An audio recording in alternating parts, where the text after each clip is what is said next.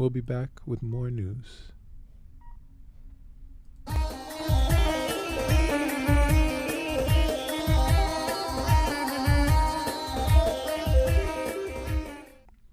U.S.-trained Afghan special forces recruited by Wagner Group in Ukraine. Report. The chaotic U.S. withdrawal from Afghanistan in August 2021 continues to have ripple effects in Ukraine.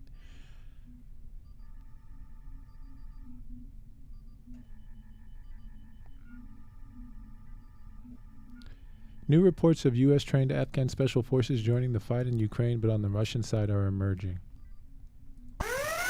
The Wagner Group, a Russian private military contractor firm that's played a vital role in the battle for the town of Bakhmut in the Donbas region of eastern Ukraine, is recruiting Afghan fighters that U.S. Special Forces spent decades training. Russia and Ukraine have fought bitterly to control Bakhmut, with many soldiers killed on both sides. Despite repeated Ukrainian claims, the now largely depopulated town has any strategic value. However, as the Financial Times reported, after 8 months of combat, Russian forces are close to capturing the city, approaching from 3 directions, leaving Ukraine's main supply line under severe pressure and forcing Kiev to face an agonizing choice over the cost of holding its ground. With relentless shelling and World War I-style trench warfare, Russian forces have captured several towns and villages around Bakhmut in recent weeks, most notably the salt mining town of Soldar, 15 kilometers to the north. Reports emerged early in the war in April 2022 that former Afghan commandos were fighting for pay on the Ukrainian side, but reports of Afghan special forces fighting instead on the Russian side began to emerge in the fall of last year. An AP report from 31 October described how Afghan special forces soldiers who fought alongside U.S. troops during the 2-decade occupation of Afghanistan fled to Iran after the chaotic U.S. withdrawal in August 2021. Russia reportedly then recruited these special forces members to fight in Ukraine. 3 former Afghan generals told the AP that the Russians wished to attract thousands of the former elite Afghan commandos to create a foreign legion, offering $1,500 a month salaries and promises of safe havens for themselves and their families in Iran. They don't want to go fight, but they have no choice, said General Abdul Rauf Arghandilwal, due to fears of being forced by the Iranian government to return to Afghanistan. They ask me, give me a solution. What should we do? If we go back to Afghanistan, the Taliban will kill us. The U.S. military left Afghanistan in chaotic fashion in August 2021 following the complete disintegration of the U.S.-trained Afghan army in the face of the Taliban. While exposing the Afghan special forces to the threat of reprisals from the new Taliban government, the U.S. withdrawal simultaneously opened the door to more robust U.S. military support for Ukraine in the war against Russia. In a December 2022 State Department for year-end press conference, U.S. Secretary of State Anthony Blinken explained that if we're still in Afghanistan, it would have, I think, made much more complicated the support that we've been able to give and that others have been able to give Ukraine against Russia. Though fighting between the Ukrainian army and Moscow-backed separatists in the Donetsk and Luhansk provinces in the Donbas region in eastern Ukraine had been steady since 2014, the war escalated in February 2022 when Russia launched what it called a special military operation and invaded Ukraine. Some analysts have argued the White House sought to deliberately provoke the Russian invasion, which, if true, may shed light on Washington's decision to withdraw from Afghanistan 5 months prior. And from thecanary.co, Western-trained Afghan special forces said to be fighting for Putin's Wagner Group. Elite Afghan commandos trained by the West may already be fighting alongside Russian Wagner Group mercenaries against Ukraine, reports claim. Both the mercenary organization and the Afghan commandos have been linked with war crimes and atrocities in the past. This is an example of the unintended consequences of Western imperial tinkering. British and American military expertise are being repurposed and brought to bear against the West, and not for the first time. There should be a full, frank, and public accounting of Western-trained troops who in Afghanistan acted as brutal death squads now working on behalf of official enemies. Indeed, in the wake of Afghan withdrawal in 2021, Tory MPs even suggested Afghan special forces be formed into new British Army regiment like the Gurkhas. One even told Parliament that their loyalty was proven, but now they appear to be fighting for Russia. In 2021, In 2020, I returned to Afghanistan after nearly 14 years to make a documentary. I previously served as a British soldier in 2006. Within 2 years of my trip, the American occupation collapsed and the Taliban were back in power. Since then, we've learned that U.S. allies and government may have accepted bribes to not resist the Taliban, but back in 2020, my focus was a zero unit, shadowy CIA-controlled death squad said to have killed numerous innocent civilians. The zero units were one key component of Afghan special forces, led by U.S. operators and largely unaccountable. When the occupation collapsed in 2021, the zero units locations became even harder to keep tabs on. What's clear is that some ended up being evacuated to the west. One of the few outlets to cover the story was The Intercept, which reported that zero units veterans would be given a fresh start in the U.S. despite war crimes allegations. Their new lives in America were even detailed in interviews. Others were told were quietly airlifted out to the U.K. to work with British special forces by whom they'd been trained.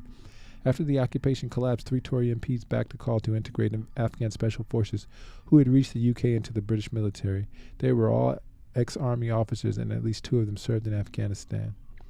We trained and fought alongside many Afghans who are now in the UK. They've proved their loyalty 1,000 times. If they want to serve, we should welcome them. I would love to see a regiment of Afghan scouts. This is Tom Duganhat, an MP and an Afghanistan veteran. Meanwhile, Tobias Elwood, who has served in defense and foreign affairs roles in government, said, "Given that we help train these forces, it's certainly something that needs to be a consideration. One avenue is they are kept as a unit, as the Gurkhas have operated. The other avenue is they blended into our own system." And Johnny Mercer, an Afghanistani veteran and serving veterans minister, told reporters at the time it would be an absolute waste not to make use of them. Interestingly, Tugendhat and Elwood are perhaps best known for their hawkishness on Russia and China. Meanwhile, proposals to place Afghan veterans into British regiments have been quiet. The Wagner Group is a private military company closely aligned with Vladimir Putin's regime.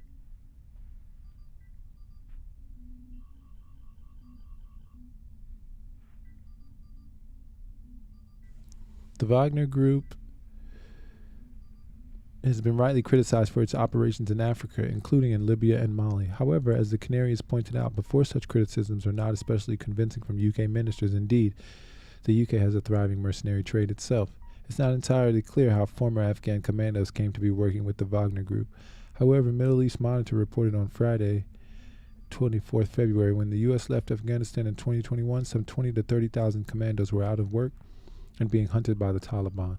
According to several reports, these Afghan commandos fled to Iran, where they were recruited by a Russian mercenary outfit called the Wagner Group, who promised them good salaries and helped to relocate their families.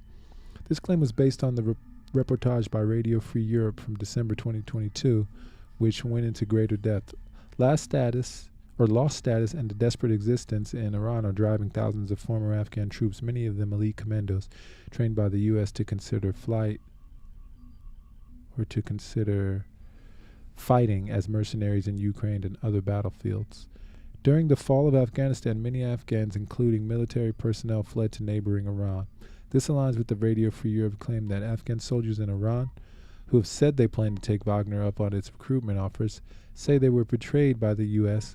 and the U.S.-backed Afghan governments that they fought for. Many blame them for their current predicament, betrayal and blowback. Not everyone who wanted to get out of Afghanistan in 2021 could. The scenes of chaos at Kabul airport in late summer 2021 will stick in the mind of anyone who spent time in the country. So, they should, despite attempts by the British establishment, press at rewriting the legacy of both the 20-year war and the subsequent defeat. It may be understandable then that those of whom the West trained to fight for it and then left destitute and homeless in neighboring countries might look to Russia as a route of their predicament. With the betrayal comes the blowback. Western-backed and trained Ukrainian soldiers may now face Western-trained Afghans on the front lines of a war in Europe. What must follow is a proper account of how this came to be. Without serious reflection and accountability, we will repeat ourselves again.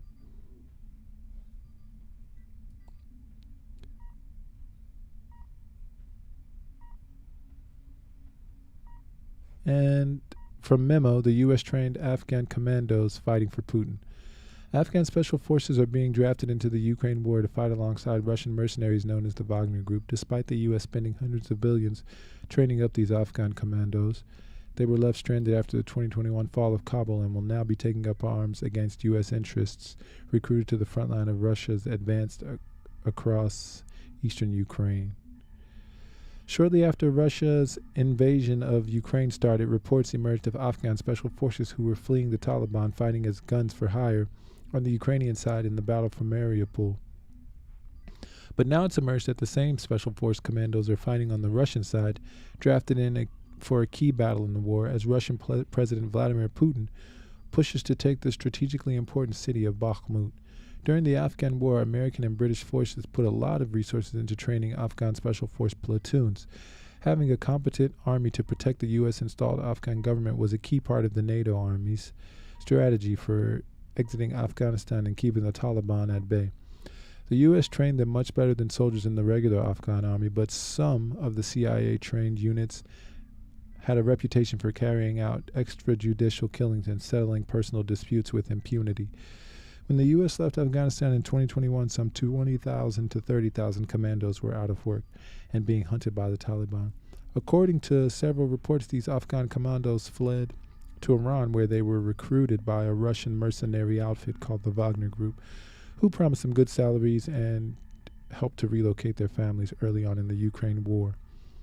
Wagner Group-affiliated Telegram channels posted videos of U.S.-brought Afghan army helicopters now being used by the Ukrainian army. But as fighting intensifies in Bakhmut, which has become the front line in Russia's advance, it's the Wagner Group that's drafting in Afghan commandos and putting out recruitment adverts on Telegram. The U.S. military spent hundreds of billions of dollars training the Afghan special forces. They also spent hundreds of billions of dollars training Ukrainian soldiers since 2014 and pouring money into the conflict. And now, just like when U.S.-backed Mujahideen fighters from the Soviets' Afghan invasion had used the U.S.-owned training and weapons to fight against them during the U.S.-Afghan war, it seems like U.S. chickens are coming home to roost once again in Ukraine.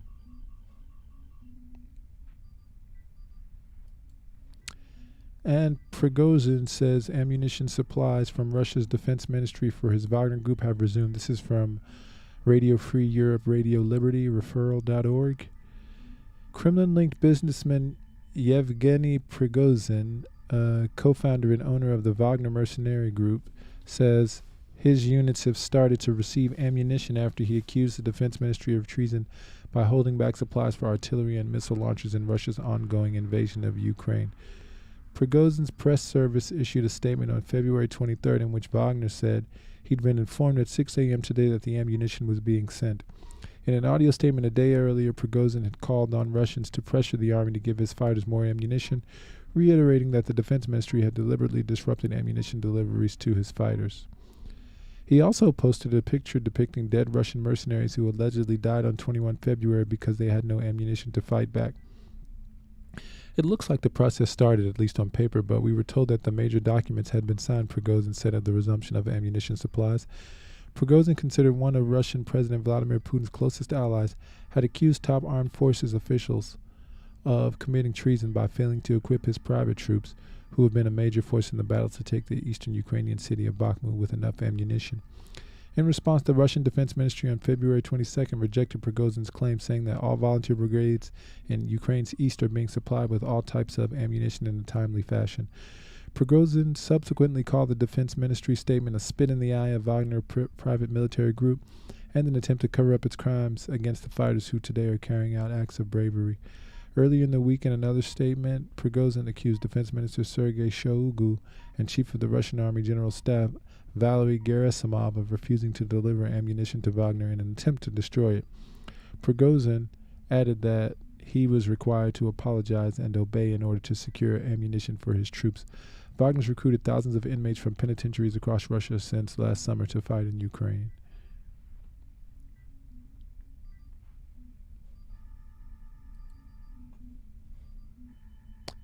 And watch this space, and remember that your engagement, by way of a like, a share, and a subscribe, will accelerate us at warp speed toward the continuation of our mission to truthfully go where no news will have been going before.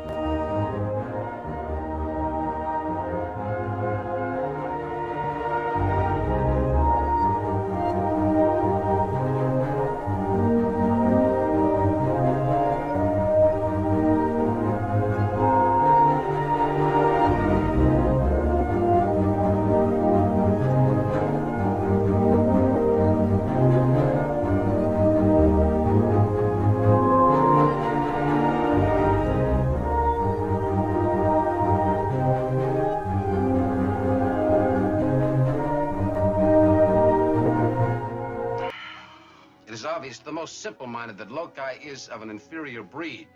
The obvious visual evidence, Commissioner, is that he is of the same breed as yourself. Are you blind, Commander Spock? Oh, look at me. I thought you scientists were supposed to keep an open mind. There's a difference between keeping an open mind and believing something because you want it to be true. Your friend Spock is a logical man. I find your argument strewn with gaping defects in logic. Most illogical reaction. We demonstrated our superior weapons. They should have fled. You mean they should have respected us? Of course. Mr. Spock, respect is a rational process. Did it ever occur to you they might react emotionally? With anger? Doctor, I'm not responsible for their unpredictability. You do not think like the others. There are no colors to your patterns the whole of notion logic. of There's logic. only black and white. Logical, unemotional, completely pragmatic. And we poor, irrational humans whip them in a fair fight. Now you'll find yourself back among us illogical humans again. Which I find eminently satisfactory, Doctor. For nowhere am I so desperately needed. Because she feels. I don't. All I know is logic. The- Will you the try whole to notion understand of how we logic. feel about our life here? About each other? Emotions are alien to me. The whole notion of scientist. logic. You're gonna leave here without them? Run off on some wild goose chase halfway across the galaxy just because you found a discrepancy in a hydrogen cloud? Doctor, I'm chasing the captain, Lieutenant Uhura, and Ensign Chekhov, not some wild aquatic fowl. Mr. Spock, you have a remarkably logical and analytical mind. Thank you. I prefer the concrete, the graspable.